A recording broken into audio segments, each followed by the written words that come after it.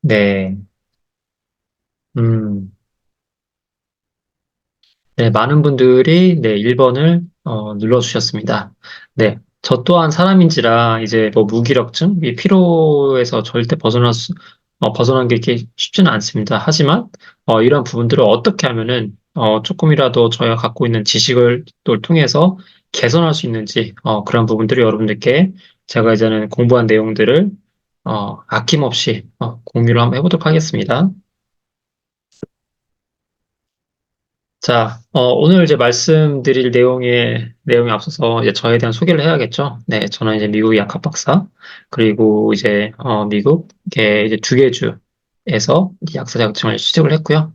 그리고 이제 국내 다국적 제약회사에서, 일을 한 경험이 있고, 그리고, 이제 프랑스 글로벌 회사에서도, 이제 일을 한 경험이 있습니다. 그리고 이제 의약품과 의료기기에 대한 시장조사, 그리고 시장진입 컨설팅을 도와드린 바 있고, 현재는 지금 제약회사 신약개발, 그리고 사업개발을 현재 지금 담당을 이렇게 하고 있습니다. 전체적인 이제 사업에 대한 부분에 대해서 제가 지금 총괄을 하고 있고요. 그리고 이제, 오프라인에서 이제 건강 컨설팅, 이게 근데 왜 이렇게, 이렇게 한번 해볼까요? 네. 네, 오프라인 건강 컨설팅은 2014년부터 지금까지 계속 해오고 있고, 온라인 또한 건강 컨설팅을 2020년부터 하고 있고, 현재는 지금, 이제 마음에 맞는 분들과 함께 설탕 디톡스라는 거를 지금 현재 지금 진행을 하고 있습니다. 제 또 경력을 말씀을 드리면은, 거의 이제 미국에 있었을 때 이제 이러한 경험을 이제 많이 좀 쌓았습니다. 그래서 미국에 있는 대학병원, 국립군인병원, 이거는 좀 참고사항인데요.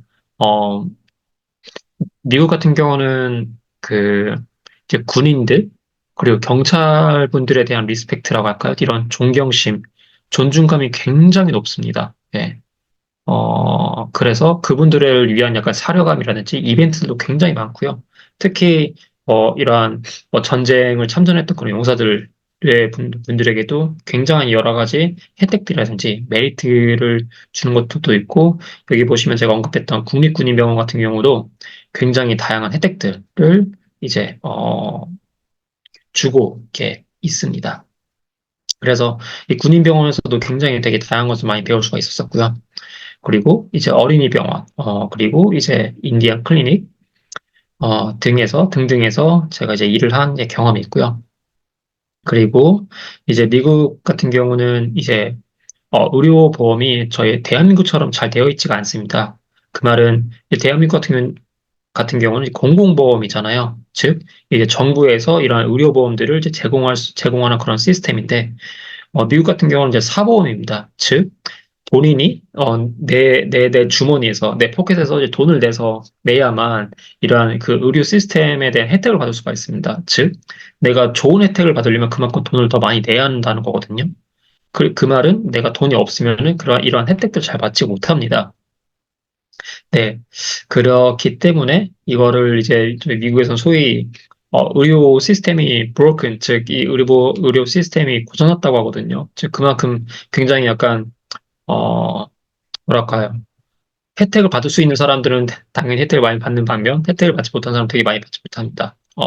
그럼에도 불구하고 이 사보험이 되게 많이 있는 이러한 상황에서 불구하고 이제 국민의료보조제도라는 게 있어요. 이제 이거는 메디케이드라고 해가지고 18세 미만 그리고 또한 이제 임산부들 이제 이런 분들 그리고 또한 이제 돈이 없는 이제 그런 분들을 위한 이제 그런 의료보조제도가 국가에서 이제 시행을 하고 있고요. 그리고 이제 사회보장제도라는 거는 이제 65세 이상에 대한 이제 경로하신 분들을 위한 이런 의료보험 제도가 이렇게 미국에는 있습니다. 이제 이런 걸 이제 보면서 저 대한민국은 굉장히 좋은 나라예요. 왜냐면은 이런 의료 제도가 굉장히 잘 되어 있기 때문에. 하지만 그럼에도 불구하고 지금 어떻게 보면 이렇게 좀 약간 시한폭탄인 게 저희 나라가 굉장히 빠르게 지금 초고령화 사회로 이제 진입하고 있습니다. 그 말은, 이제 계속적으로 이러한 의료 비용에 대한 부담이 국가적으로 이게 굉장히 천문학적으로 좀 커져가고 있습니다. 그렇기 때문에 이게 나중에는 이러한 상태를 이제 부담하지 못할 수도 있기 때문에 국가에서는 아마 제 생각은 모르겠어요. 뭐 추후에는 이게 사범으로 돌릴 수도 있을지, 이제 아마 그렇게 되지 않을까라는 좀 이렇게 생각을 하게 됩니다. 이제 그렇게 된다면은 이제 말 그대로 어마어마한 이제 그러한 이제 이변이, 일어날 것으로 좀 생각되기 때문에 솔직히 건강은 건강할 때 지키는 게 굉장히 좋잖아요. 왜냐면은 그냥 되게 많은 분들이 나는 뭐 조금이라도 아프면은 이제 병원 가서 치료하면 돼. 이제 그러한 생각을 갖고 기 때문에 이게 어떻게 보면은 저희 대한민국 같은 경우는 이 의료에 대한 이런 접근성이 굉장히 뛰어납니다. 그리고 되게 좋기도 하고요. 하지만 그 전에 뭐 저희가 더 아프기 전에 건강할 때 저희가 예방을 하는 게 굉장히 좀 좋겠죠. 그래서 그러한 부분들에 대해서 좀 제가 요즘 여러분들께 계속적으로 말씀을 좀 드리고 싶고요. 자, 이제 제가 쓴 책을 좀 말씀드리면은 영어로 된 책 두 권을 썼고 그리고 한국어로 된 책 세 권을 썼습니다. 아직 혹시 읽어보지 못하신 분들은 한국 한번 읽어보시면 좋을 것 같고요. 네, 그리고 또한 SNS 또한 현재 이렇게 운영을 하고 있습니다. 그리고 이제 네이버 블로그도 이렇게 진행을 하고 있고요. 제가 오늘 강의 목차를 말씀을 드려보도록 할게요. 자, 우선 무기력증의 정의와 증상에 대해서 말씀을 드릴 예정이고, 그리고 무기력증의 이제 원인, 이게 왜 생기는지 이런 부분들에 대해서 저희가 알아야겠죠? 그리고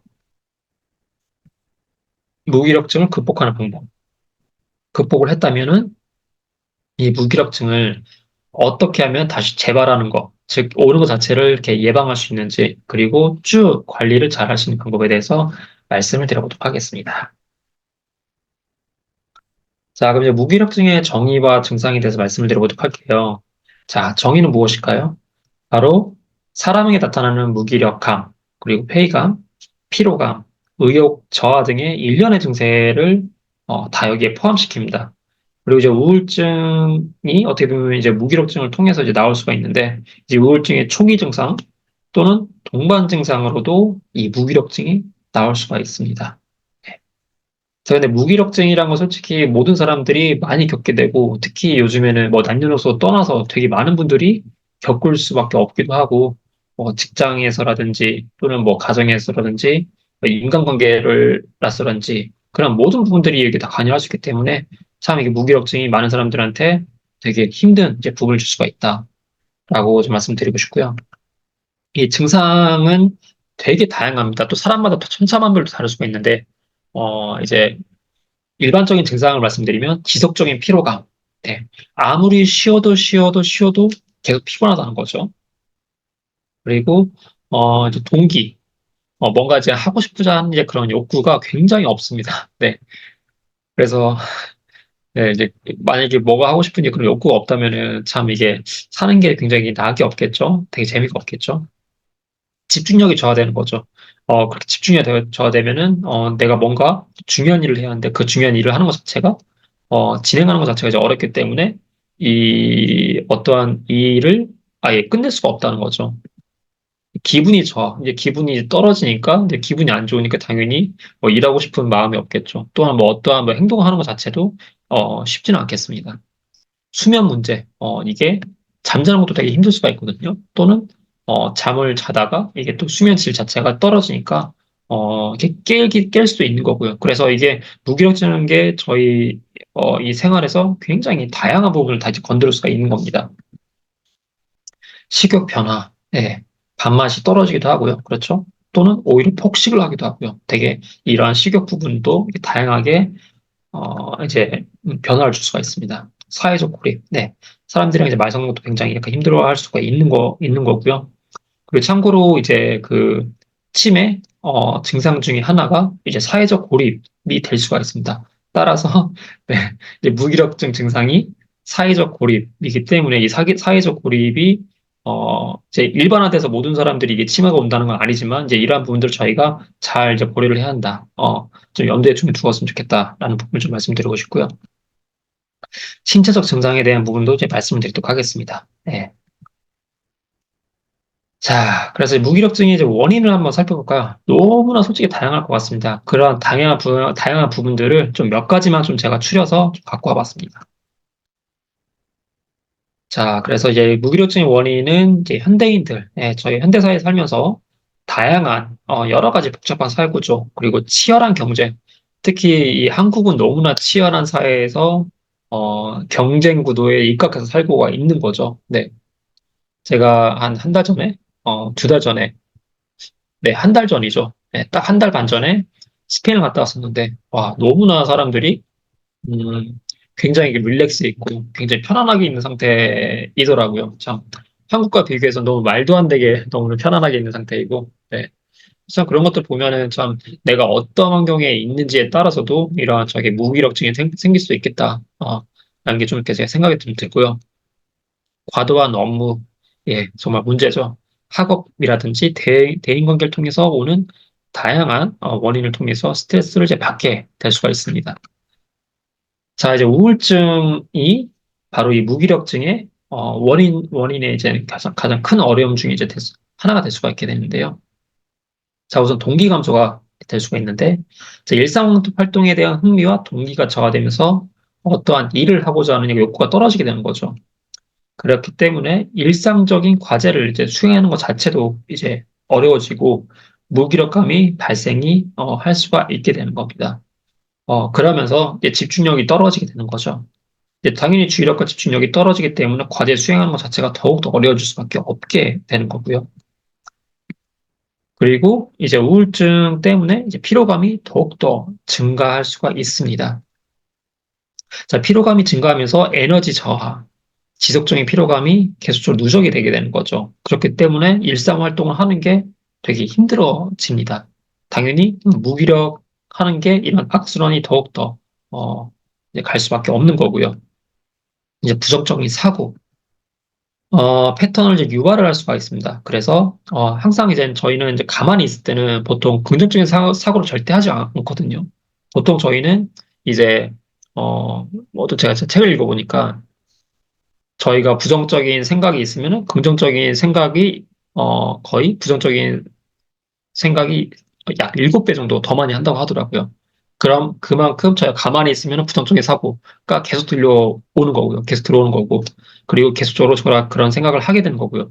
그리고 저희가 뉴스만 보더라도 모든 게 다 부정적인 솔직히 이야기거든요. 네. 그리고 자극적인 이야기들.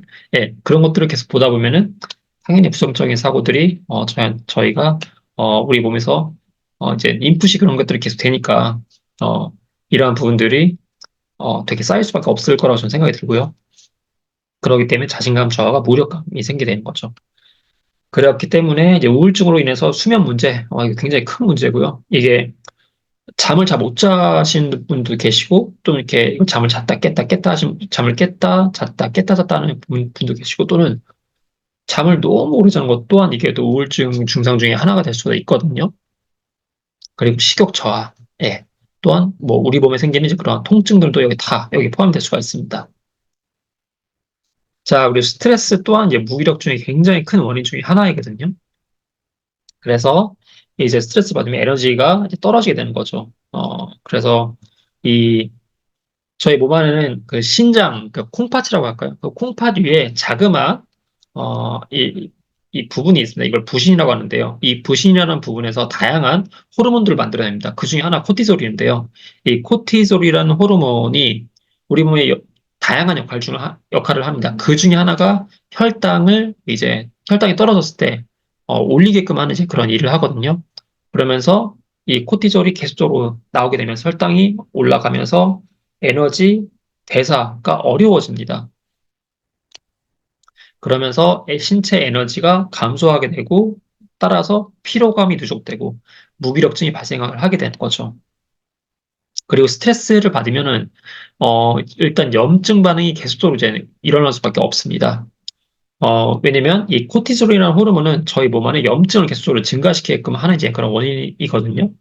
그러면서 이 염증이 쌓이고 누적되고 누적되다 보면 이게 만성 염증이 되는 거죠. 그러면서 피로감이라든지 활력 저하를 초래시킬 수가 있는 거고 이 외에도 너무나 다양한 질환 등을 이제 유발을 할 수가 있게 됩니다. 따라서 내가 만약에 현재 무기력증 지금 처해 있다. 그러면은 더욱더 이제, 어, 다른 질환으로 이게, 유발되지 않도록, 가지 않도록 빠르게 지금 이렇게 손을 좀 쓰는 게 굉장히 좀 좋을 것 같고요. 스트레스가 생기면 이제 뇌 기능을 저하시킬 수가 있는데요.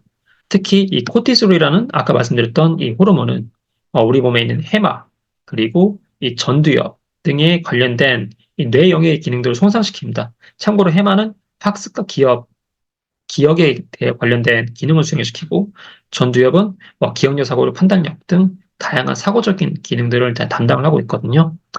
그렇기 때문에 이러한 부분들을 다 이제 저하를 초래하면서 무기력증이 계속적으로 이제 더욱더 올라갈 수밖에 없게 됩니다. 그리고 이제 우울증을 유발할 수가 있는데 스트레스가 코티졸이 계속적으로 나오게 되면은 세로토닌이라든지 노르에피네프린과 같은 신경전달 물질의 불균형을 초래할 수가 있게 됩니다. 그러면서 우울증을 유발할 수가 있게 되고요. 그리고 수면 장애, 네, 스트레스가 또한 수면 장애를 또 유발하게 되는 거거든요. 그러면서 수면의 질과 양 또한 저하를 시킬 수가 있게 됩니다. 당연히 잠을 잘 못 자니까 피로감과 에너지가 교족이 더욱더 올라갈 수밖에 없게 되겠죠. 그러면서 무기력의 늪으로부터 헤어나온 게 힘듭니다. 네. 아, 네. 제 얼굴이 그렇군요. 잠시만요.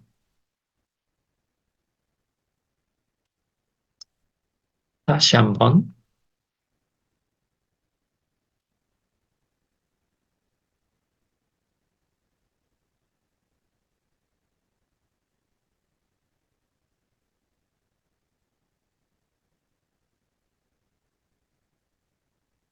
어,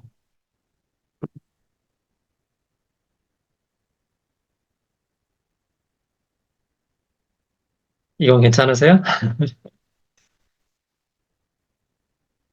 어, 네. 자, 이렇게 한번 해볼까요?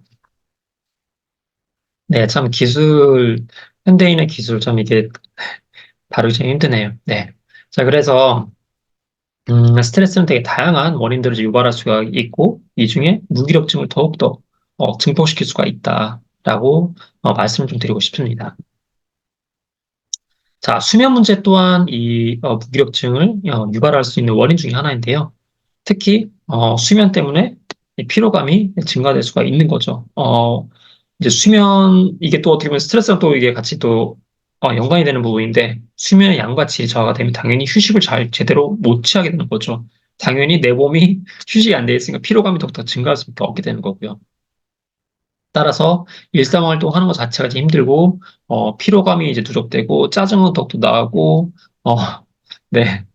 식욕도 떨어질 수 있고 에너지 또한 이게 나오지 않고 네, 참 여러 가지가 반복적인 문제가 생길 수가 있게 되는 거고요. 당연히 집중력이 저하될 수밖에 없겠죠. 그리고 집중력이 저하되니까 뭔가 어떠한 일을 할 때도 수행하는 것 능력이 너무나 떨어질 수밖에 없게 됩니다. 따라서 무기력감이 너무나 올라갈 수밖에 없게 되겠고요. 그리고 또 한 문제는 이제 우울감을 또 증가시키게 되는 거죠. 이 수면 문제가 우울증과 굉장히 강력한 이런 연관성이 있다라는 그런 이제 내용이 있는데요. 특히 우울감이 증가하게 되면서 동기부여는 더욱더 다 안 되게 되고 무기력증을 또 이게 초래되는 그런 악순환의 고리가 연속으로 이어질 수가 있게 됩니다. 그리고 면역력 저하. 이제 수면의 질이 이제 떨어지게 되면 당연히 면역력이 떨어질 수밖에 없게 되는 거고요. 그렇게 된다면 피로감이라든지 신체 증상이 악화되게 되고 다른 질환으로도 이제 유발될 수가 있게 되면서 이게 무기력은 또 별도로 또 따로 무기력감도 이제 증가를 할 수밖에 없는 이제 그런 안 좋은 원인을 제공할 수가 있게 되는 겁니다. 그리고 호르몬 불균형을 유발할 수가 있게 되는데요. 수면에 문제가 있으면은 코티졸, 과 같은 호르몬, 세로토닌, 멜라토닌과 같은 이제 호르몬 등과 신경전달 물질 등의 불균형을 초래할 수가 있게 됩니다. 그러면서 에너지 대사, 기본 문제, 무기력증, 이러한 모든 부분들에 대해서 문제가 발생을 할 수가 있게 되는 거죠. 그래서 만약에 내가 현재 수면 문제가 있다. 그럼 혹시 내가 무기력증에 대한 문제가 혹시 있는지는 아닌지는 한번, 내 몸을 나를 좀 이렇게 관찰해보는 게 좀 필요할 것 같고요. 자, 무기력증의 원인이 또 될 수 있는 게 또 질환입니다.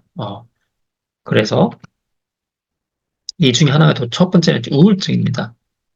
우울증은 아까도 말씀드렸다시피 무기력감, 집중력 저하, 에너지 부족 등의 증상들을 다 여러 가지 동반할 수가 있는데 이게 또 사람마다 또 솔직히 다를 수가 있어요. 네.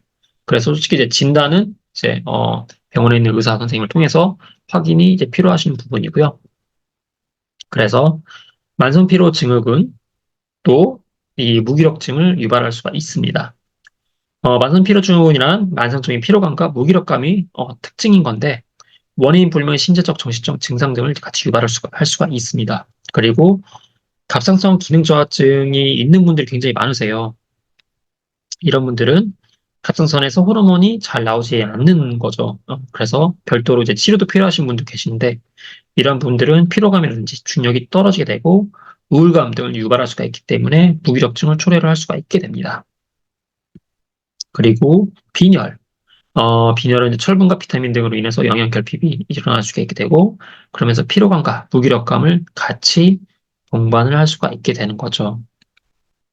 또한 당뇨병으로 인해서 무기력증이 일어날 수가 있게 됩니다. 당뇨병은 저혈당이라든지 고혈당 또한 무기력감을 이제 유발할 수가 있게 되고요.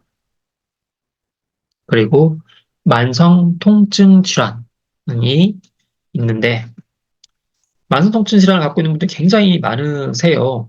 혹시 내가 또는 주변에 만성통증 질환을 앓고 있는 분이 혹시 계신가요? 만약 그런 분이 있다면 혹시 1번 한번 눌러주시겠어요?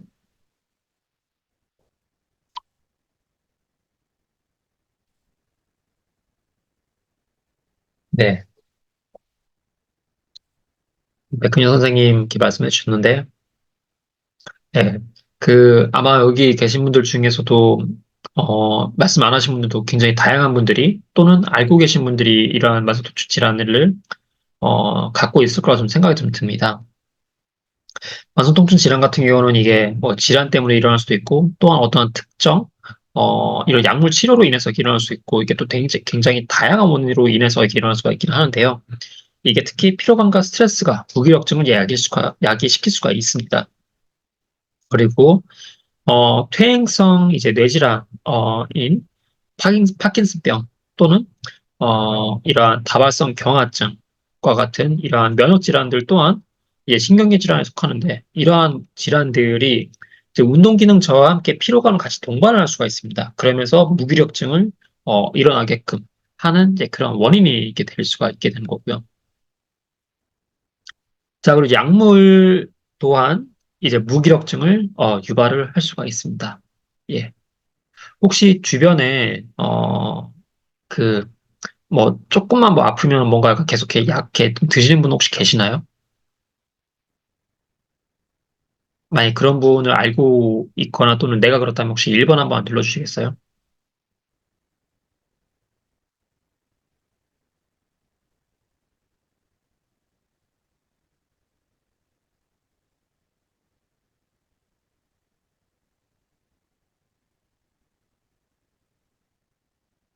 제 생각에는 많은 분들이 그럴 수도 있다고 생각이 들거든요.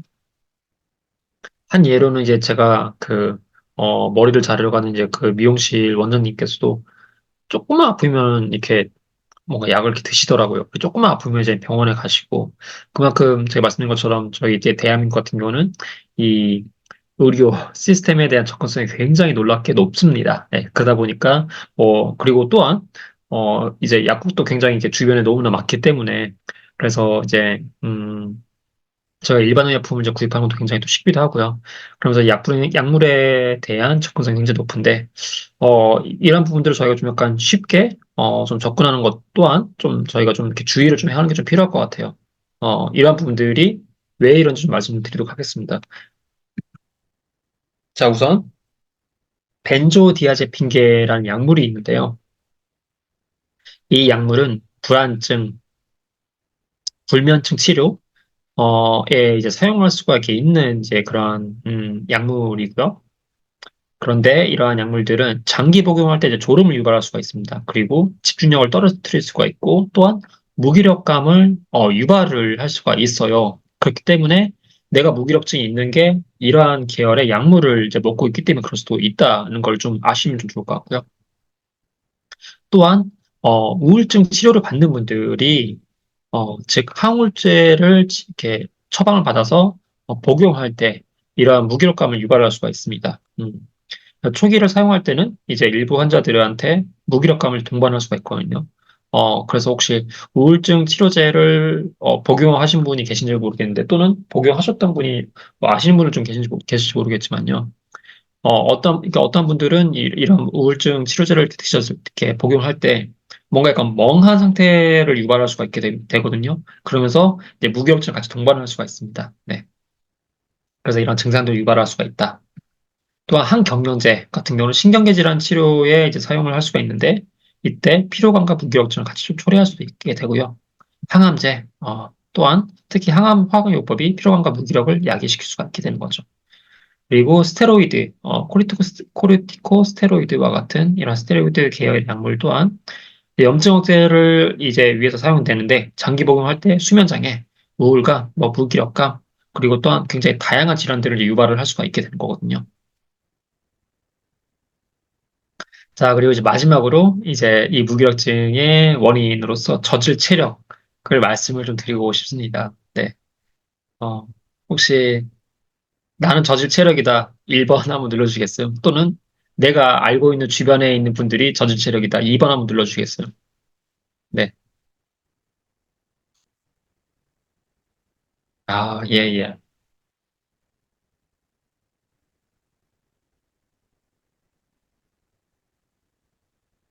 음, 네. 저 또한 이제, 체력이 굉장히 좋았다가, 이제 나이가 들어가면서 좀 체력이 굉장히 좀 많이 낮아지더라고요.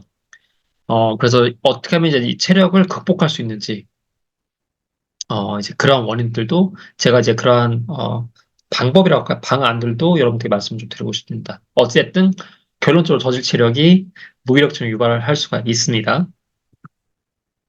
자, 에너지 대사를 저하시킬 수가 있는데, 어, 에너지가 떨어지게 되면은, 이제 신체에서 에너지를 만들 수 있는 능력이 떨어지게 되는 거거든요. 그러면서 이제 우리가 뭐 일상적인 행동을 한다 하더라도 이런 행동을 하는 것 자체도 힘이 없으니까 당연히 네. 이제 뭐 무기력증이 이제 생길 수밖에 없게 되는 거고요. 그리고 또 문제는 근육량이 감소를 합니다. 어, 이건 굉장히 뭐 쉬운 질문인데 저희가 해가 가면 갈수록 근육량이 감소를 할까요? 또는 근육량이 올라갈까요? 근육량이 감소한다. 1번. 근육량이 뭐 저절로 올라간다. 2번. 어떤 걸까요? 네. 네, 맞습니다. 근육량이 저절로 이제 올라가진 않거든요. 네. 근육량이 이제 감소를 할 수밖에 없습니다. 자, 그러면은 이거 하나 더 여쭤볼게요. 어, 그 저희 현대인들이 근육량이 감소하는 가장 주된 원인이 무엇이라고 혹시 생각하시나요?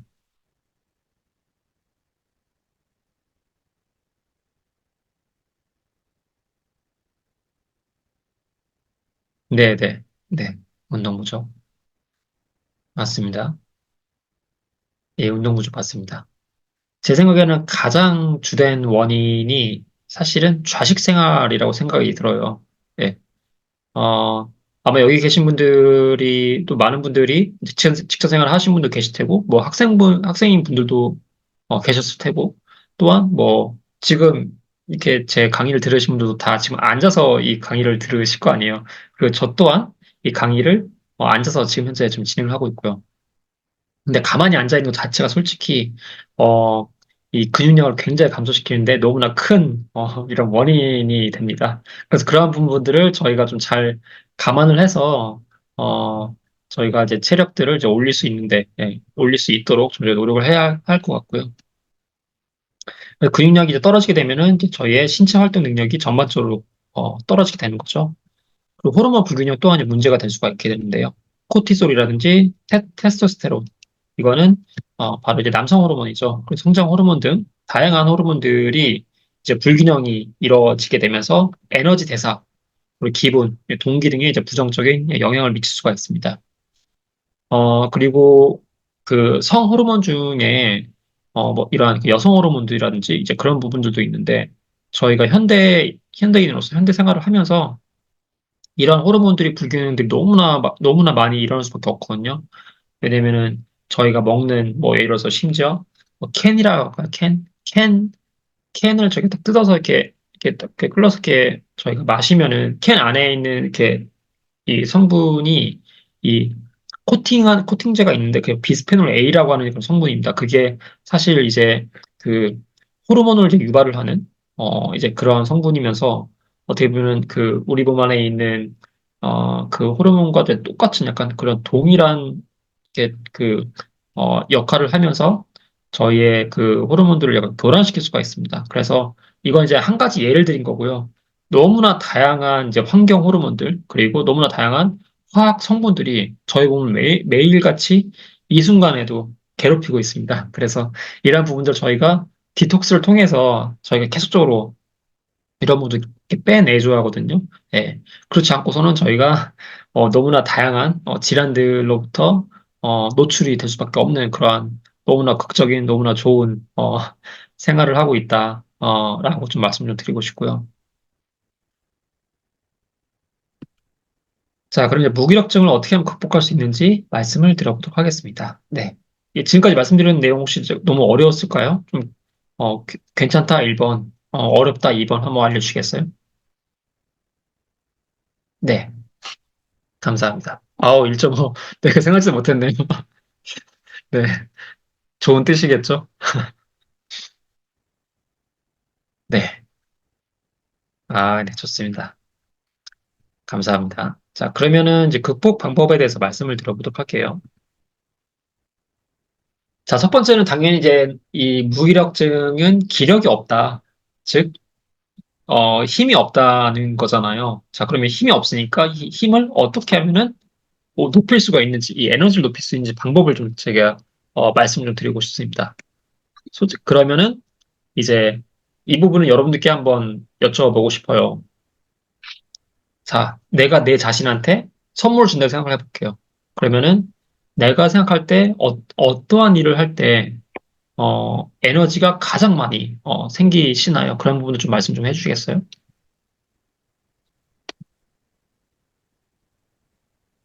건강 음식. 아, 그러시군요. 건강 음식. 이제 여러분들이 생각하신 동안 제가 뭐 저의 경우를 말씀드리면은 저 같은 경우는 에너지가 가장 많이 생길 때 언제냐면 솔직히 저는 좀 운동을 할 때 좀 에너지가 좀 많이 좀 생기거든요. 특히 운동을 약간 그냥 근성근성이라고 할까요? 그렇게 하는 것보다는 좀 약간 땀이 날 정도로 조금 하다 보면 이게 몸이 막 에너지가 확 나오면서 되게 기분이 확 좋아지거든요.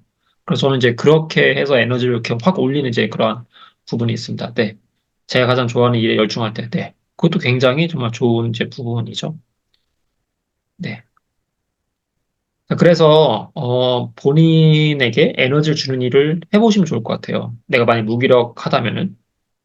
만약 그러한 부분들이 정확히 뭔지 모르겠다. 그러면 한번 그 조용히 앉아서 되게 조용한 곳에 가서 노트와 이제 노트와 이제 펜을 들고 어떻게 하면 이제 어떠한 것들이 이제 내가 어떠한 일들을 수행했을 때 에너지 주느냐, 기쁨을 주는지 한번 써보는 것도 굉장히 좀 좋은 방법이 될 수가 있을 것 같습니다.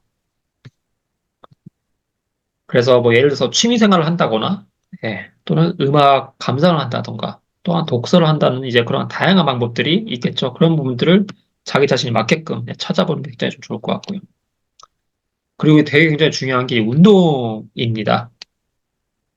일단은 운동이 뇌 기능 향상을 시키는데요. 아까도 말씀드렸던 것처럼 뇌 기능이 떨어지면서 무기력증이 발생한다고 말씀드렸잖아요. 자, 그러면 이 뇌혈류가 증가가 되면서 운동을 통해서 그러면 뇌혈류가 증가되면 어떻게 될까요? 당연히 뇌가 활성화가 되겠죠. 그러면서 아까 말씀드렸던 신경전달 물질들이 원활하게 분비가 되게 됩니다. 그러면서 뇌의 가소성을 높이게 되면서 집중력, 기분, 동기부여 등을 향상을 시킬 수 있는데 도움을 많이 될 수가 있게 되는 거죠. 그리고 내분비 균형 조절에도 운동이 굉장히 중요합니다. 예, 그래서 코티졸이라든지 세로토닌, 도파민 등과 같은 다양한 종류의 호르몬 그리고 신경전달 물질 등의 균형을 이제 개선하는 데 이제 도움이 되게 되는 거고요. 그리고 여기 보시면 참고로 세로토닌 같은 경우는 이제 이게 어떤 호르몬으로 잘 알려진지 다들 아실 거예요. 행복 호르몬이라고 잘 알려져 있죠. 예. 그리고 세로토닌이 잘 나와야 이게 또 저희가 수면을 또 잘 취하는 데 굉장히 또 도움이 될 수가 있거든요. 그래서 되게 이런 호르몬이 역할이 하나밖에 있는 게 아니라 너무나 다양한 일들에 이제 관여하고 있습니다. 그래서 이 호르몬들을 조절을 되게 잘 해주는 게 굉장히 좀 중요하고요. 도파민 같은 경우는 이게 성취 호르몬입니다. 이게 성취를 할 때 잘 나오는데 이제 많은 분들이 특히 현대인들 그리고 특히 젊은 분들 그리고 요즘에는 또 뭐 많은 뭐 아마 제 생각에는 남녀노소를 떠나서 쇼츠라고 할까요? 되게 이러한 짧은 이런 영상들을 보면서 도파민 좀 중독에 이렇게 많이 좀 되어 있습니다. 그래서 그러한 부분들을 네 도파민 중독이 되어 있으면은 더욱더 강한 자극을 이제 위해서 어, 더욱더 자극적인 이제 그런 영상들을 이제 보게끔 하는 거고 그런 부분을 찾기 위해서 어떻게 보면 계속적으로 중독이 되어 있는 거죠. 그래서 어떻게 보면 이게 좀, 네, 하, 이런 부분들 좀 잘 이렇게 개선을 좀 시키는 게 굉장히 좀 중요할 것 같고요. 그래서 운동을 통해서 스트레스를 감소시키고 우울감을 완화시키게 되고 에너지를 잘 대사를 할 수 있는 능력들이 더욱 수월해지게 되는 겁니다.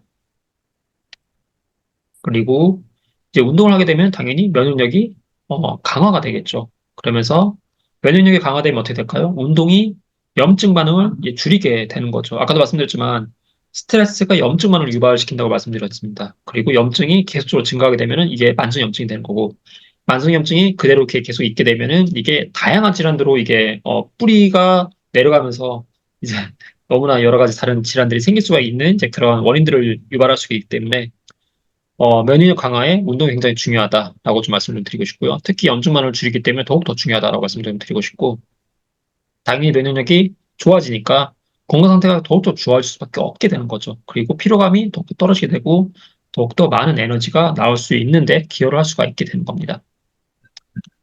자, 그리고 너무나 중요한 포인트가 바로 수면인 거잖아요.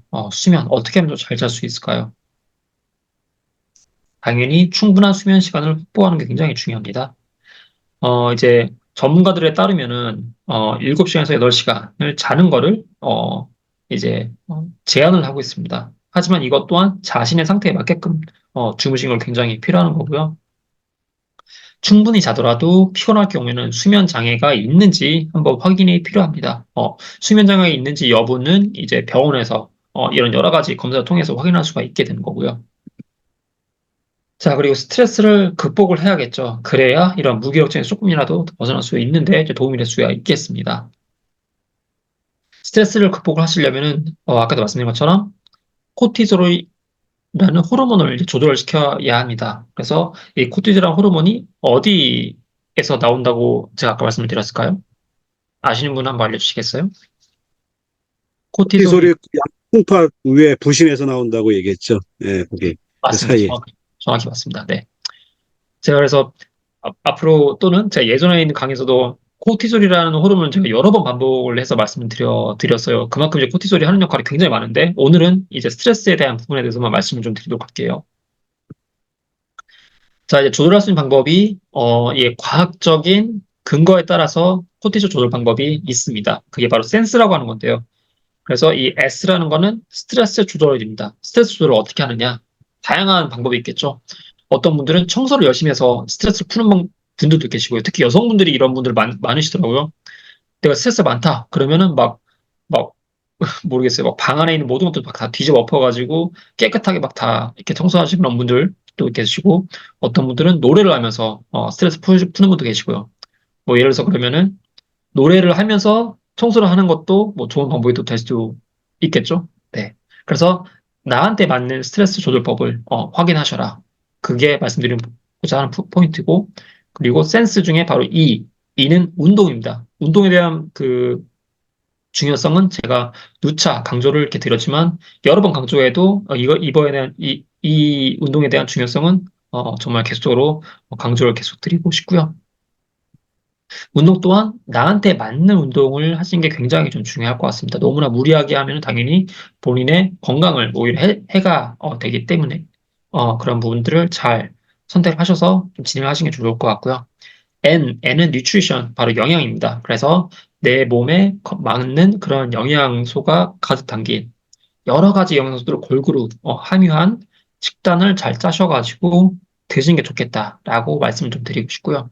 만약에 내가 어떻게 해서 이런 영양적인 부분들에 대해서 식단을 잘 짤지 모르겠다. 그런 분들은 이제 네, 제가 이러한 설탕 디톡스라는 거를 현재 지금 진행하고 있는데요. 다음 기수는 제가 이제 5월 12일부터 아마 진행이 될 건데, 그때도 제가 여러분들의 식단에 대한 부분들도 관여를 해서 영양적인 부분들도 다 한 분 한 분씩 다 제가 터치를 해드릴 수가 있습니다. 그래서 그런 부분들도 참조를 하셔가지고 이 디톡스 프로그램에 좀 참여를 하시면 좋을 것 같고요. 그리고 보충제, 센스의 S는 바로 서플리멘트, 보충제죠. 그래서 저희가 먹는 음식들이, 솔직히 다, 충족할 수가 없습니다. 그렇기 때문에 저희가 별도의 보충제를 통해서, 미량 영양소라 하면 비타민이라든지 미네랄, 그리고 식물 영양소 등을 이렇게, 여기에 속할 수가 있는데요. 그러한 부분들을 저희가 별도로 섭취해줘야만 저희가 먹는 대량 영양소로 할까요? 대량 영양소로 하면 저희가 보통 알고 있는 3대 영양소죠. 3대 영양소는 바로 탄수화물, 단백질, 지방입니다. 이 지방들을 잘 연소시킬 수 있도록 도와준 게 바로 이런 미량 영양소들이거든요. 그래서 미량 영양소들이 충분히 들어가 있는 보충제들을 저희가 날마다 매일같이 잘 섭취해 준 것도 되게 중요하다. 그래서 이러한 부분들도 이제 여러분들께서 만약에 도움이 필요하시면은 설탕 디톡스 프로그램에 들어오시면은 제가 잘 또 가이드를 해드릴 수도 있도록 하겠습니다. 그리고 E는 evaluation, 평가이거든요. 평가는 내가 그래서 이 스트레스 조절, 운동, 영양 보충제들을 잘 섭취하고 있는지, 잘 수행하고 있는지 그런 분들 평가를 하는 이제 부분들입니다. 네. 그래서 이러한 부분들에 대해서 더욱더 뭐 궁금하신 부분이 있으시면 저한테 연락 주시면 제가 드릴 수 있도록 하겠습니다. 자, 이렇게 해서 빠르게 이제 무기력증을 극복하는 방법에 대해서 이제 말씀을 드렸는데 혹시 내용이 좀 너무 어려웠을까요? 혹시 도움이 좀 되셨을까요? 도움이 되셨으면 뭐, 1번 한번 알려주시겠어요? 질문 하나 있습니다. 예. 네, 그, 지금, 이쪽 미국 약학으로 박사학위를 받았고, 지금도 이제 제약회사에 다니고 있는데, 지금 수많은 건강식품들이 난립하잖아요. 되게 네, 많잖아요. 네, 뭐 예를 들어서 뭐 대표적인 미국계 뭐 A 땡땡부터 시작해서 너무 많은데, 그 어떤 신약을 하나 지금 개발하고 이제 그 하다 보면 그것도 10년, 15년, 20년 이렇게 걸리는데, 지금 뭐에 좋더라더라, 뭐에 좋다더라, 이런 것들이 지금 오늘 한 이런 것들에 도움이 되는 건지, 어떤 무기력이라든가 피로에 뭐 좋다라고 이렇게 본인들은 많이 선전하는데, 과연 그게 그런 효과가 있는 건지, 건강식품들이. 예, 음, 궁금해요. 효과가 없다고 할 수는 없습니다. 효과가 분명히 있습니다. 네.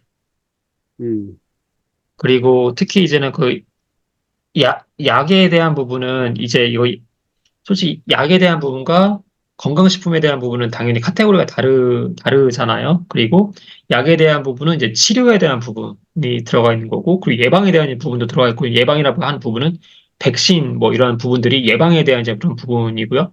또한 치료에 대한 이런 백신도 있긴 합니다. 하지만 어쨌든 의약품이라 하면 이제 치료와 예방 이제 그런 부분들 다 아우른 거고, 건강식품에 대한 부분은 치료라고 할 수는 없는 거거든요.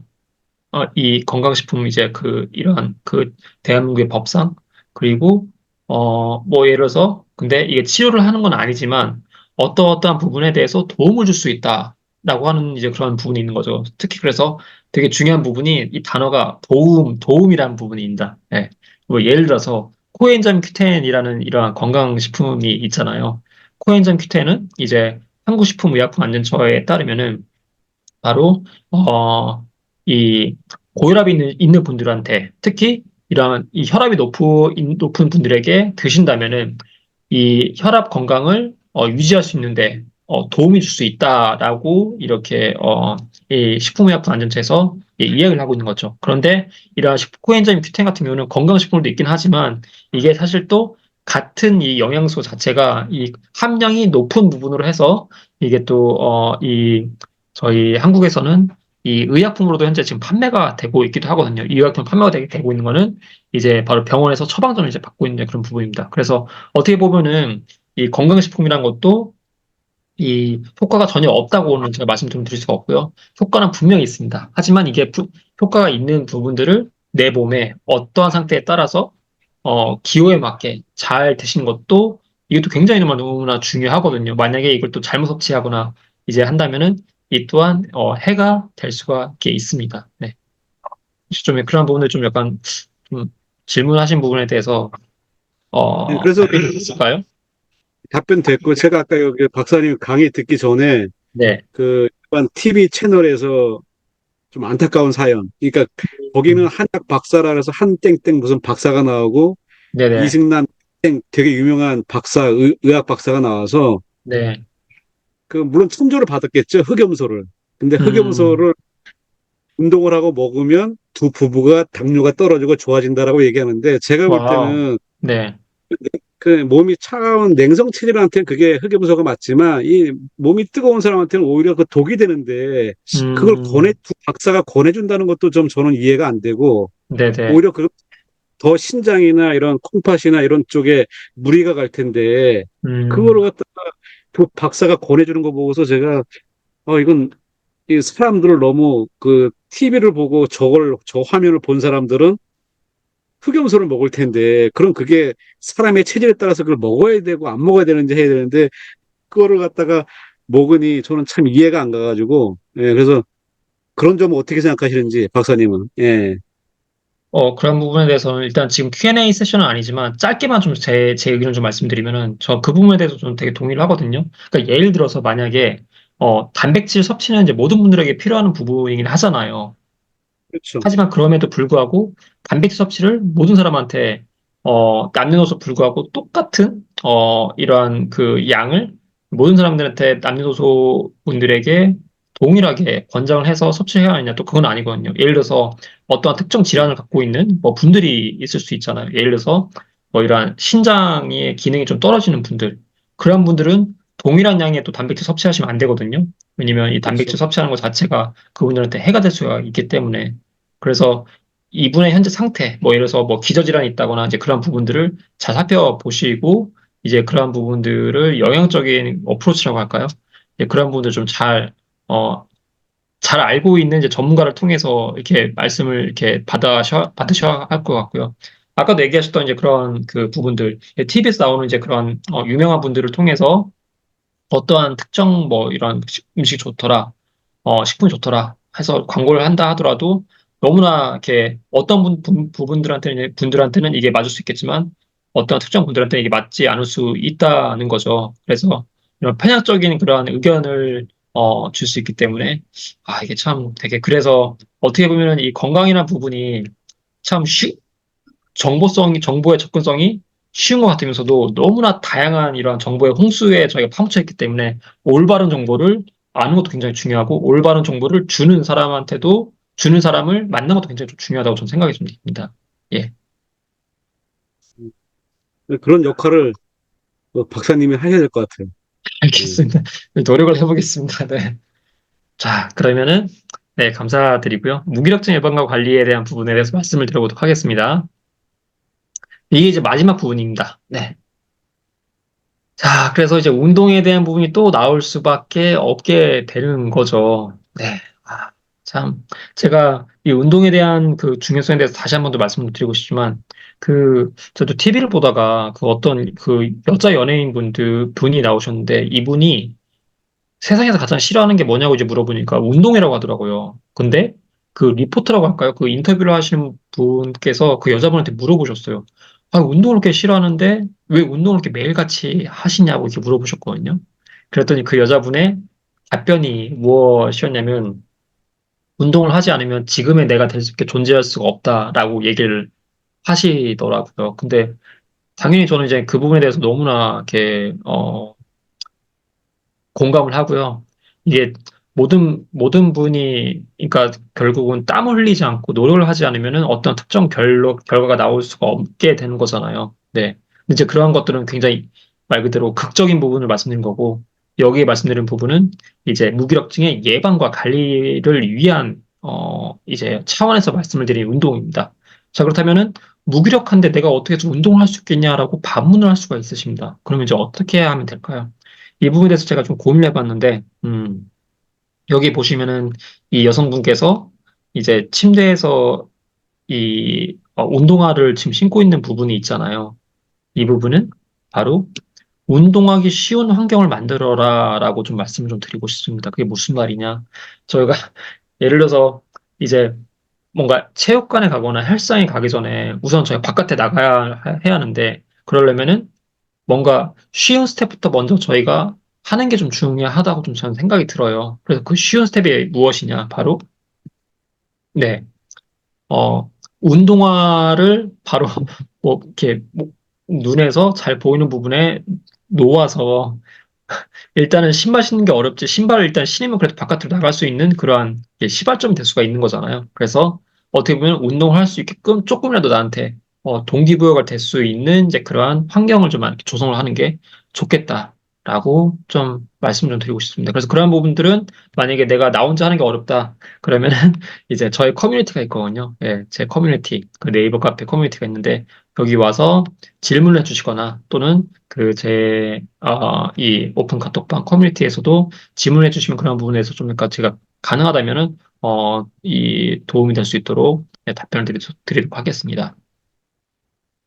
자, 그래서 운동이 중요한데, 그럼 이제 운동을 언제 해야 하느냐? 뭐, 내가 원할 때마다 하는 것도 쉽지가 않을 거예요. 솔직히 또 더군다나 너무나 많은 분들이 또 시간이 없으시잖아요. 예. 뭐, 밥 먹을 시간도 없는데 운동 언제 하냐고 이제 얘기를 하신 분들이 있으세요. 자, 그러면, 그래서 이게 되게 중요한 게 시간을 따로 빼는 게 굉장히 중요할 것 같아요. 예, 그래서 규칙적인 운동 시간을 정해를 해야 한다. 예를 들어서, 네, 이건 예를 들어서 말씀드릴 겁니다.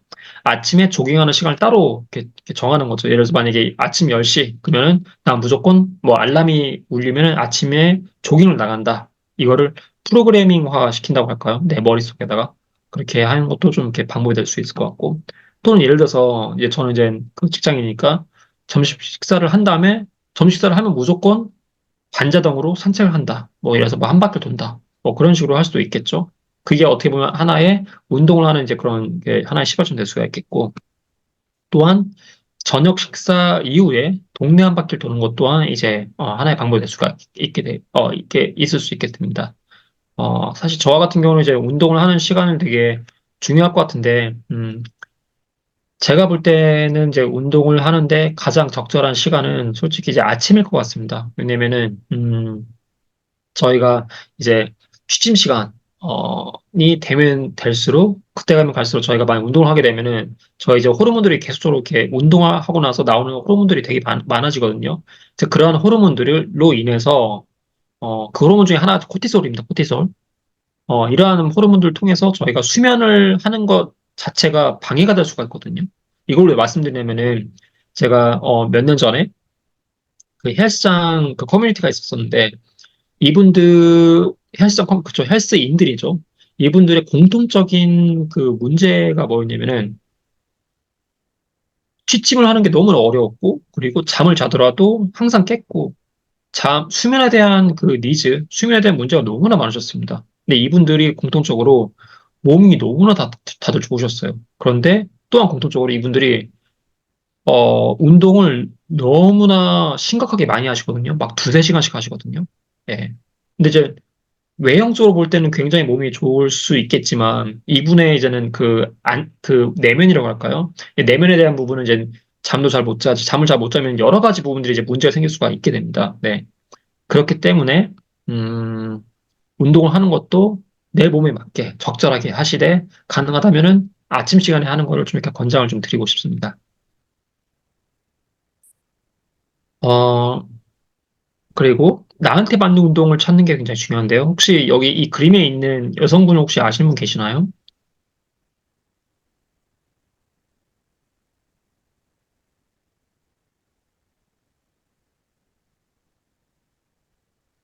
UFC 선수인가요? 네, 맞습니다.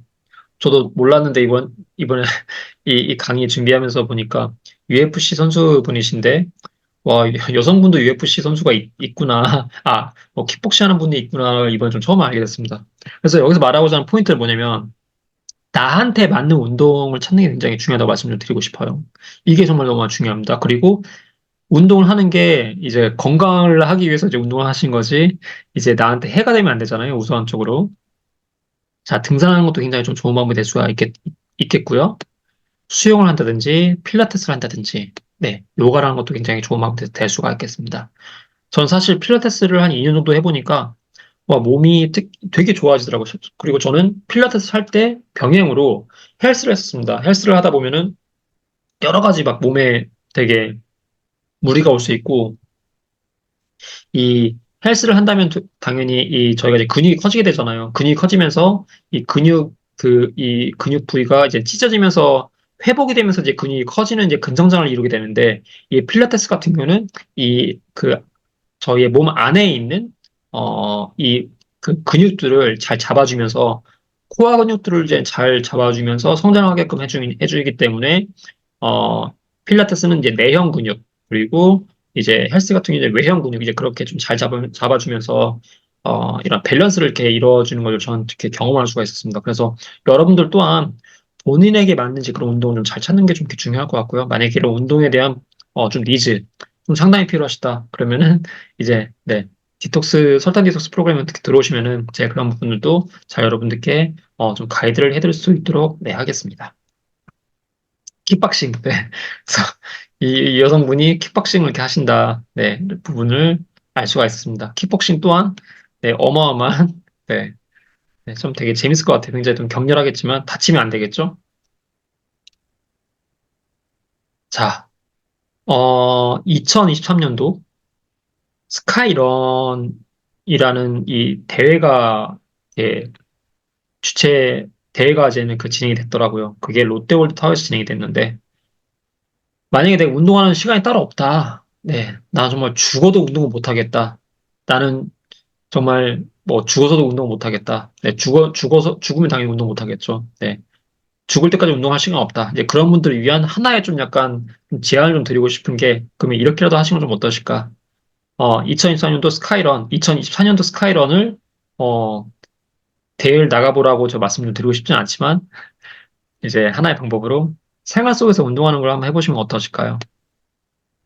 그래서 정식적인 운동은 아니더라도 내가 뭐 예를 들어서 뭐 유도를 한다거나 킥복싱 한다거나 가라데를 한다거나 꼭 그런 건 아니더라도 생활 속에서 열량을 소모할 수 있는 걸 한번 해보시는 건 어떠실까요? 이걸 이제 영어로 하면 non-exercise activity thermogenesis라고 하는 건데, 이건 말 그대로 non-exercise, 즉 비운동입니다. 비운동, 액티비티는 활동이고요. thermogenesis는 직접적으로 운동을 하지 않더라도 활동을 통해서 열을 만들어내는 거를 얘기하는 거거든요. 열을 만들어내는 건 무슨 말일까요? 당연히 열을 이제 만들어내니까 에너지를 소모를 하게 되는 거죠. 그래서 이제 그런 예로 대중교통으로 출퇴근하는 것도 하나의 방안이 될 수가 있겠습니다. 그리고 장을 볼 때 카트 끌잖아요. 카트 끄는 거 말고 장바구니 사용을 한번 해보실까요? 저도 이제 오늘 여기 강의 이제 하기 전에 장을 봤는데, 장바구니 사용하면 어떻게 보니까 얘도 힘이 또 이렇게 들더라고요. 그렇게 해서 장바구니 사용하는 거.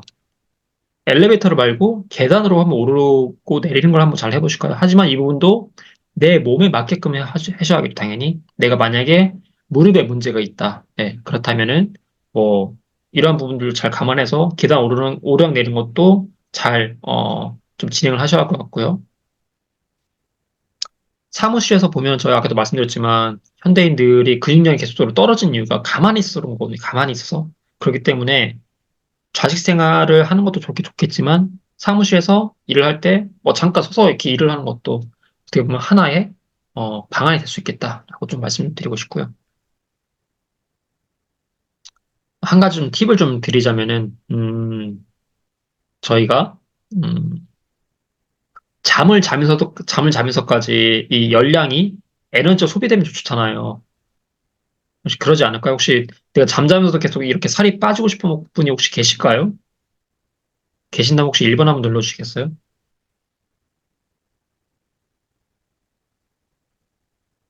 오, 네. 열렬한 1번이시군요. 네. 알겠습니다. 그러면은 제가 백은여 선생님을 위해서 선물을 드리도록 하겠습니다. 잠을 자면서 살을 뺄 수 있는 방법에 대한 제 선물을 드리도록 할게요. 네. 혹시 다른 분도 받고 싶은 분 계신가요?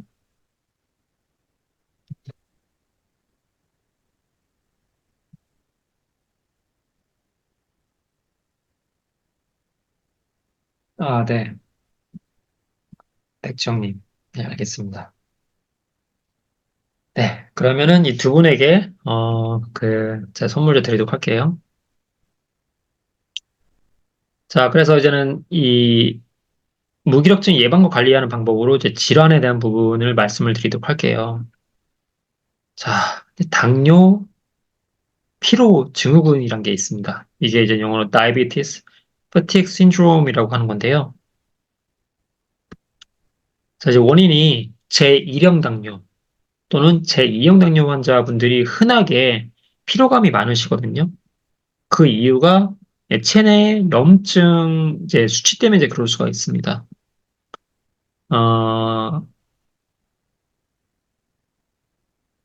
이 당뇨라는 거는 사실 저희가 이제 다 아시다시피 음, 저 이제 당 수치가 그 혈당이 이제 조절이 잘 안 되기 때문에 저희가 이 당뇨가 있는 걸로 알고 있는데 당뇨가 있으신 분들은 솔직히 체내 염증도 굉장히 좀 높거든요. 그리고 염증으로 인해서 일어날 수 있는 질환들이 너무나 많다고 제가 말씀을 좀 드렸습니다. 이제 그 중에 하나가 이제 당뇨입니다. 그런데 이러한 이 피로감이 이 당뇨를 갖고 있는 분들의 생활 습관, 그리고 영양 섭취 상태, 심리 상태, 혈당 조절 상태에 따라서 또 되게 또 다 다를 수가 있습니다. 그래서 이러한 부분들이 다 원인이 될 수가 있기 때문에 이러한 부분들을 잘 고려를 해서 이러한 피로들을 잘 조절을 할 수 있는 게 필요하는데요. 그럼 관리를 어떻게 할까요? 당연히 당뇨 치료를 잘 받으셔야 하고요. 이와 더불어서 필요한 게 저희 약물 치료만 받으면 난 오케이다, 만사 오케이다, 예, 끝났다. 그러면 절대 안 되세요. 이 모든 게 다 생활에 대한 부분이 다 들어가야 합니다, 여기에. 그래서 건강한 식습관은 물론이고, 운동도 잘 하셔야 하고요. 수면 습관도 너무나 중요하시고, 스트레스 조절도 잘 하셔야 합니다. 이런 부분들이 다 모두가 반영이 되셔야 하고요. 그리고 갑상선 기능 저하증이 있는 분들에게, 바로 이 무기력증이 있다고 말씀드렸잖아요. 그 이유가 이 갑상선 기능 저하증이 있는 분들은 대사 조절이 잘 안 됩니다. 따라서 체온 조절 능력이 굉장히 떨어져 있습니다. 그래서 그리고 또한 얼굴과 몸이 계속 좀 부어 있는 상태이기도 하고요. 대사가 저하되다 보니까 체중이 막 증가할 수밖에 없는 이제 그런 상태입니다. 그래서 나는 내 나이살을 찌고 있어. 라기보다는 혹시 내가 갑상선 기능 저하증이 있는지 한번 좀 확인이 좀 필요할 수도 있을 것 같고요.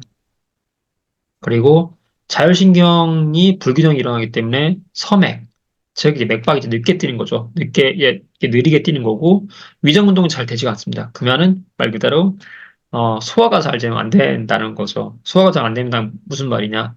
예, 저희가 먹는 이제 맛있는 음식들이 영양소가 제대로 이제 우리 몸에 이제 들어올 수가 없게 됩니다.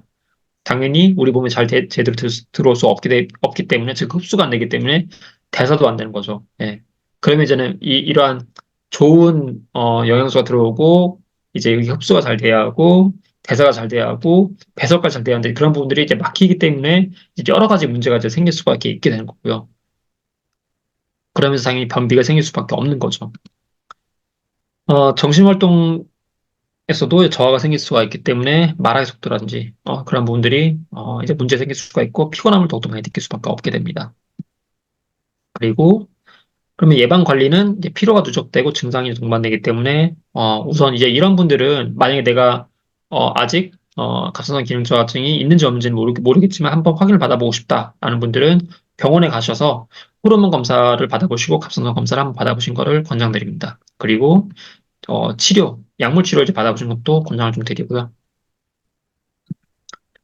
자, 이제 부신 저하 또 이렇게 있습니다. 바로 부신은 아까 말씀드렸던 이 콩팥, 신장이죠. 신장 위에 있는 부분이 바로 이 부신입니다. 이 부신이 이제 기능이 떨어져서 생기게 되는 건데, 이때는 예방과 관리는 코티솔이라든지 부신 피질 자극 호르몬 등에 대한 피 검사를 받아보시면 좋을 것 같고요. 이제 문제가 있을 경우에는 스테로이드를 포함한 치료를 이제 하는 것도 하나의 옵션이 될 수가 있게 됩니다. 자, 그리고, 잘 쉬는 것도 굉장히 좀 필요하겠죠? 그래서, 네, 뭔가 마음을 제대로 잘 쉬어줘야겠죠. 예. 그래서, 우선은 조용한 곳을 찾는 거를 좀 제안을 드리고요. 이제 내 마음에 뭔가를 의지할 수 있는 곳을 잘 찾아야 하셔야 할 것 같고, 이게 또 수동적인 태도로 물이 흘러가듯이 내 마음을 잘 비우고, 이제 그저 흘러가게끔 잘 이렇게 두는 것도 이런 하나의 좀 테크닉이 될 수가 있을 것 같습니다. 그리고 몸을 릴렉스하게 편안한 자세로 두면서 이렇게 이 사전에 나온 것처럼 뭔가 약간 그 명상에 할 수 있는 그런 음악을 좀 듣는 것도 하나의 도움이 될 수가 있겠죠. 이제 마지막으로 이제 설탕. 이 부분이 진짜 완전 되게 여러 가지 좀 질환이라든지 이런 부분에 또 연관이 되게 하는데 설탕 이 부분이 또 무기력증에 굉장히 또 많은 관여가 있습니다.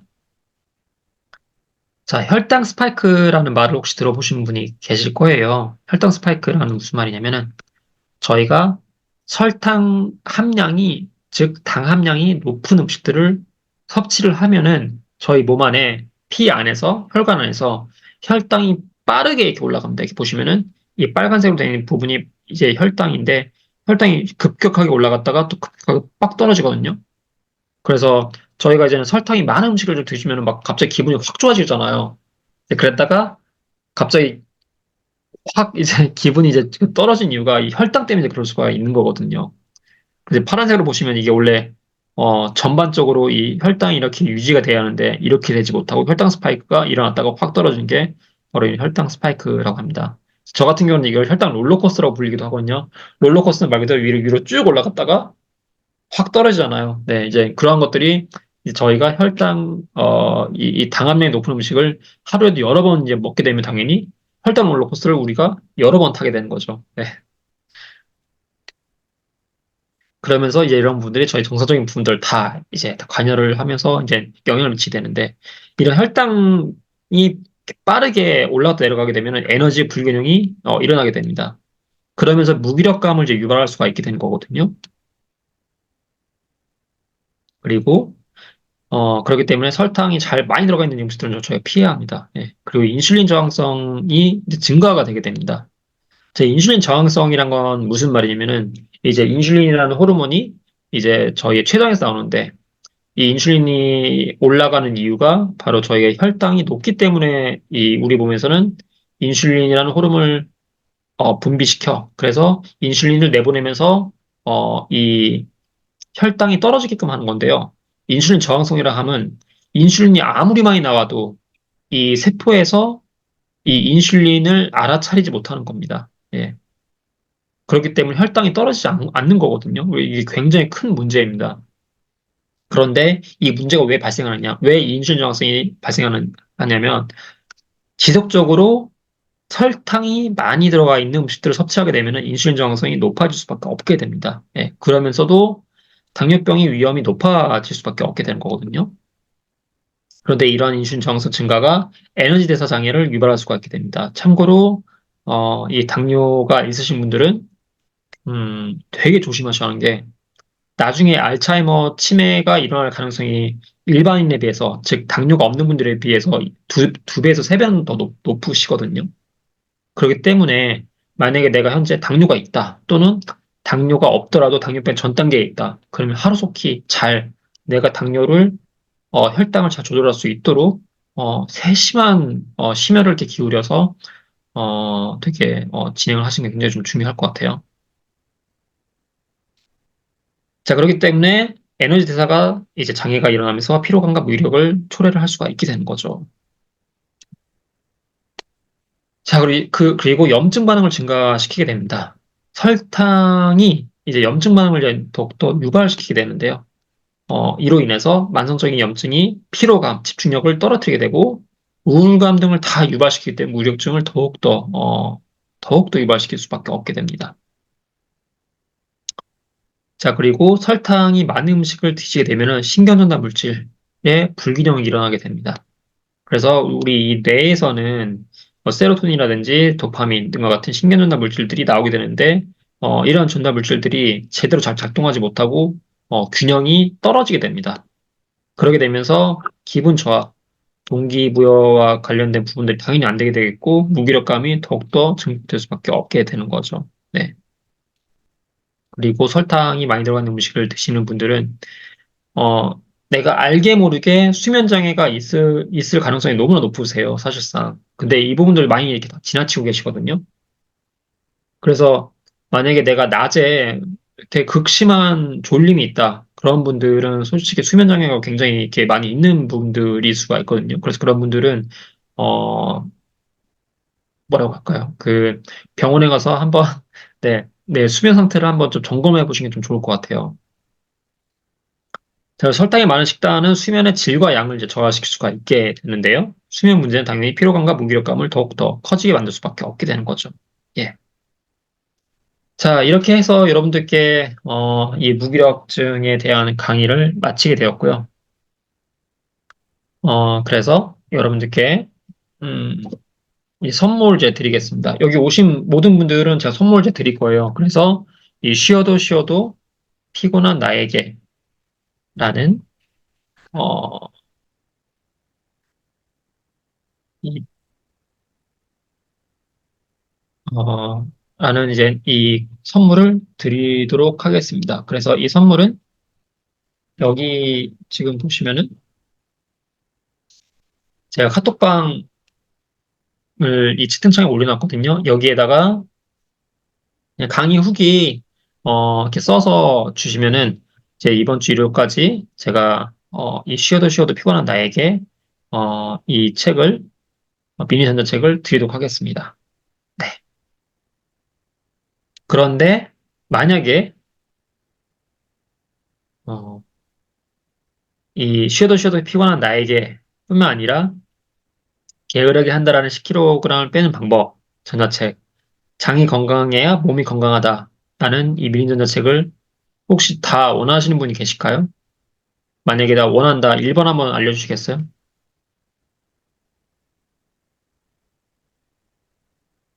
네. 백근희 선생님들 감사합니다.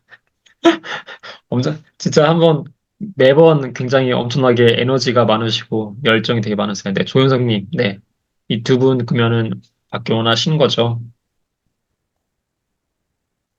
그러면은 제가 준비한 이 설문지가 있어요. 그래서 이 설문지를 예, 작성을 해주시면 됩니다. 그래서 이 설문지를 들어가 보시면은 설문지 안에서 뉴스레터, 저의 이 약학박사 김범수 뉴스레터를 구독을 하시고 첫 번째, 두 번째로는 강의 후기를 제 오픈 카톡방에 써 넣어주세요. 세 번째로는 이제 본인의 블로그에 후기를 작성을 해주시면 됩니다. 블로그 제목은 닥터킨 무기력증 네, 강의로 하셔서 시작을 하시고 이제 이걸 뭐 전체 공개를 해주시면은 제가 이 세 가지 책을 모두 다 드리도록 하겠습니다. 괜찮으시죠? 예, 좋습니다. 네, 알겠습니다. 자, 그래서 그러면은 네, 이 세 개를 다 받고 싶으신 분은 설문지를 작성해 주시면 되는 거고, 그래서 설문지 안에 있는 이 세 가지를 모두 다 해주시면 됩니다. 그런데 만약에 세 가지는 다 원치 않는다, 그냥 한 가지만 받아 좋다라는 분은 이제 강의 후기 작성해 주시면 네, 되겠습니다. 나는 강의 후기 말고 그냥 나 김범수란 사람 궁금해서 왔다. 그러신 분은 네, 어, 네, 아무튼 감사드리고요. 자, 그러면은 혹시 이제 오늘 좀 질문을 좀 이렇게 받도록 네, 하겠습니다. 한 두 분 정도 받도록 할게요. 네, 혹시 질문 있으신 분 계신가요? 저는 질문을 해서 다른 분들 혹시 여기 오늘 강의 들으신 분들 궁금한 거 있으면, 질문해 주시면 감사하겠습니다. 감사합니다.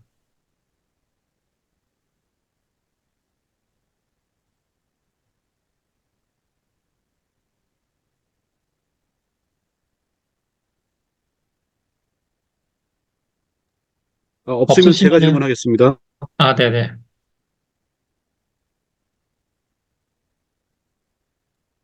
박사님 예전에 그 이력을 보니까 다섯 번째, 다섯 번째 항목에 그 혈액 그 무슨 거기 항혈전제요. 회사에서 예, 미국 항혈 현존제 와파선 클리닉이라고 여기 네, 계셨던데 네네.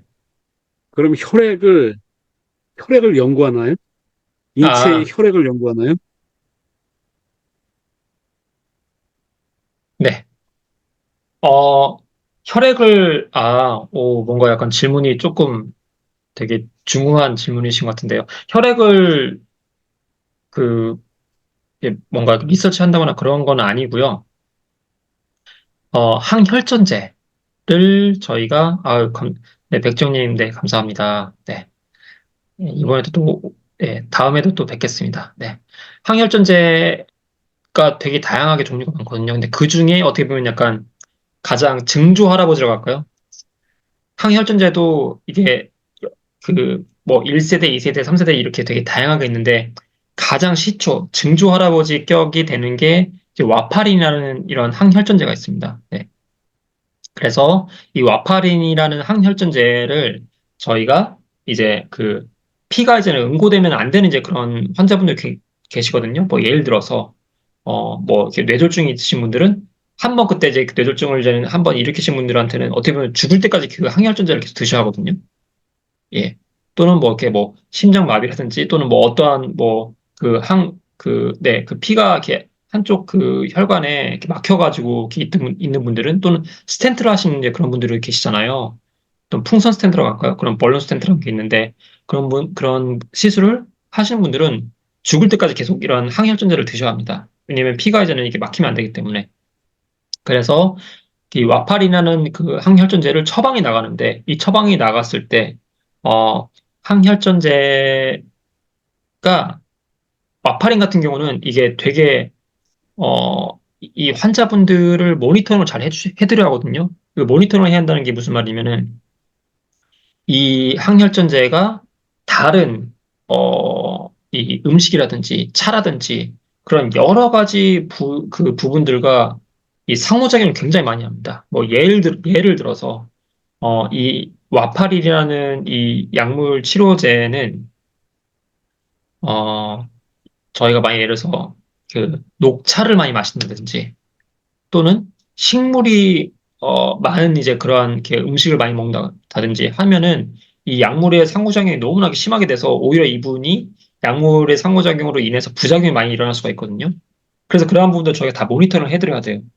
그래서 그 모니터링을 한다는 거는 처음에 저희가 약물을 이렇게 그 클리닉에서 의사분께서 처방을 해주신 걸 저희가 제조를 해서 상담을 해드릴 때, 한 하루나 이틀 후에 다시 오라고 말씀드리고, 그리고 그분이 잘 팔로우를 하시고, 모니터링 잘 되면은 그 이후에 일주일 후에 오라고 말씀드리고, 그리고 2주 후에 오라고 말씀드리고, 이런 식으로 계속 모니터링 하는 거거든요. 네. 그래서 그렇게 하는, 이제 모니터링 하는 거를 이제 항혈전제 와파린 클리닉이라고 하고요. 네. 그래서 그러한 일을 제가 미국에 있었을 때 했었습니다. 네. 되게 솔직히 좀 재밌었어요. 왜냐면 좀 재밌다기보다는, 어, 환자분들을 바로 앞에서 이제는 이렇게 얘기하면서 대면하면서 이제 얘기를 하다 보니까 엄청난 되게 다양한 또 케이스도 많았었거든요. 뭐 이거는 약간 하나의 뭐랄까, 사족이라고 한다면은 한 번은 어떤, 남성분이 오셨는데 혹시 그 할리우드 여배우 중에 그 안젤리나 졸리란 분 알고 계시죠? 그분, 유방암 절제했던, 예. 네네, 맞습니다. 그분의 안젤리나 졸리의 어떻게 보면 특유 시그니처라고 할까요? 그 얼굴의 시그니처가, 그분이 또 매력적인 얼굴을 갖고 계시기도 하지만 되게 입술이 굉장히 두껍잖아요. 네. 근데 요즘 많은 분들이 또, 여성분들이 또 입술 두껍게 하기 위해서 뭐 필러라는 걸 또 맞기도 하는데, 어쨌든, 그 제가 그때 그 와파린 클리닉에 그 일을 하고 있었을 때 어떤 남자분이 오셨는데 입술이 어마어마하게 이렇게 그 안젤리나 졸리처럼 되게 크게 이렇게 뭐 이렇게 이렇게 부어 있어서 이렇게 왔거든요. 근데 그 이유를 확인해 보니까 이제는 그분의 그 양력, 그 약물을 이제 지금 처방을 받고 있는 이제 그런 부분들 이제 보니까 히스토리를 보니까 그분이 에이스 이제 이니비터라고 하는 이제 그러한 항고혈압 치료제를 이제 지금 처방받고 계시거든요. 근데 이제 그 항고혈압 치료제가 그 뭐 흔하진 않지만 흔하지 않은 부작용 중에 하나가 이제는 입술이 되게 막 많이 크게 이제 부어오를 수가 있거든요. 이제 그러면서 이제 목 안에 이제 부어올 수 있으면서도 목 이번에 부어오게 되면 당연히 기도가 막히기 때문에 이게 그 이분의 이제 생명에 굉장히 이제 큰 위협이 될 수가 있는데 이분은 다행히 목 안에는 이제 이게 그 붓기는 없었었고 입에 입술에만 있었기 때문에 이제 이분한테 그 에이스 이니비터라는 약물 처방을 이제 끊고 이제 다른 계열로 이제는 가게 되는 이제 그런 케이스도 있겠었기 때문에 아무래도 참 네. 인체의 신비는 되게 굉장히 신비롭고, 이 약물로 인해서 되게 일어날 수 있는 반응들이 너무나 다양하기 때문에, 이러한 부분들을 참 되게 경각심을 가지고, 네, 보게 되는 이제 그런 경우가 굉장히 많죠. 네, 네, 잘 들었습니다. 그 저도 재밌을 것 같아가지고 왜냐하면 네, 여러 가지 그 이쪽에 있는 약물을 먹으면서 네네, 녹차를 먹게 되고 또 다른 걸 먹게 돼서 더 안 좋아지는 그런 케이스들이 맞습니다. 많은 것 같아서 제가 너무나 맞습니다. 질문 드렸고요. 맞습니다. 예, 네네, 지금 여기 조현성 님이 질문 했는데 이거 답변해 주시면 되겠습니다. 예. 네. 제가 해줄 수 있으면 제가 답변해 드릴게요. 피곤함, 네, 피로가 잘 풀리지 않을 때 응급적으로 할 수 있는 방법이 있을까요? 심근경색 시술 후 받았는데, 약을 처방받으셨군요. 네. 항혈증제 탓일까? 커피는 어떤가요? 이게, 근데 피곤함이 아까도 말씀드린 것처럼, 조현상님, 그 원인이 굉장히 다양합니다. 네. 그래서 이게 항혈전제 때문에 또 그럴 수도 이렇게 또 있다고 제가 또 바로 말씀 좀 드릴 수가 없을 것 같고, 이게 또 나이 때문에 그럴 수도 있고, 또 현재 뭐 호르몬 상태일 수도 기도 하고, 되게 다양한 원인 때문에 이제 그럴 수도 있기도 하고요. 또는 뭐 수면의 질이 안 좋았어요. 그럴 수도 있으시기도 하고, 예. 그렇기 때문에 제가 여기서 바로 이게 뭐 A 플러스 B는 뭐 C다라고 이렇게 말씀 좀 드리는 게 좀 이렇게 쉽지는 않을 것 같고요. 그래서 제가 이제 오늘 말씀드렸던 이러한 부분들을 제가 노트를 많이 원하시면은 제가 이렇게 드리도록 할게요. 네. 그 노트를 제가 다 드리도록 할 건데, 한번 그런 부분들을 한번, 조현선 선생님께서, 본인께서 한번 한번 보시고, 이러한 부분들은 내가 좀 이렇게, 제외될 수 있겠다. 라는 부분들 좀 한번 제외해 보시고, 만약에 그럼에도 궁금증이 좀 이렇게 풀리지 않는다. 예, 그러면 저한테 말씀해 주시면은, 제가 30분 정도, 예, 그 무료 상담을 해드리기 때문에 그 부분을 좀 도와줄 수 있을 것 같습니다.